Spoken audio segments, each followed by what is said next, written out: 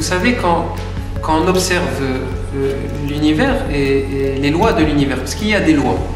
Il y a des lois mathématiques qui gouvernent le cosmos, qui gouvernent la création, qui gouvernent les univers qui sont en mouvement. Ces lois-là, on peut les observer de différentes façons. Ça dépend où est-ce qu'on se place. C'est un peu ça la loi d'attraction, la manifestation, ça dépend de quel angle on se place. On peut le voir comme, finalement, nous attirons vers nous les choses. Donc c'est peut-être des choses qui viennent vers nous, ce n'est pas faux. Mais aussi on peut le voir comme c'est nous qui créons les choses, et c'est nous qui manifestons les choses.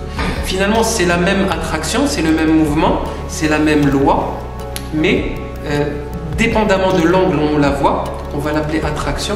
Je pense et je ressens qu'il est plus juste de l'appeler la loi de la manifestation ou de la création, parce que c'est nous, c'est par notre intention qu'on va attirer.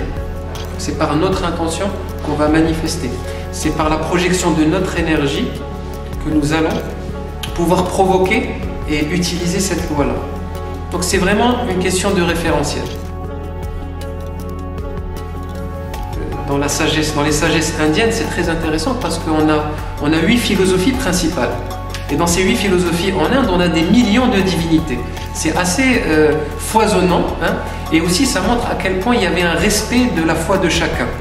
Et ce qui est intéressant dans les anciens écrits, dans les Védas, on décrit ces philosophies, en fait, pas comme différentes, mais comme un angle de vue d'une statue géante qui s'appelle Dieu, qui s'appelle le divin, et que aucune philosophie peut voir en entier.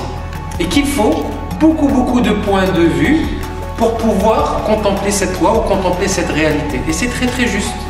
Il y a une infinité de façons de voir. C'est un peu ça. Merci.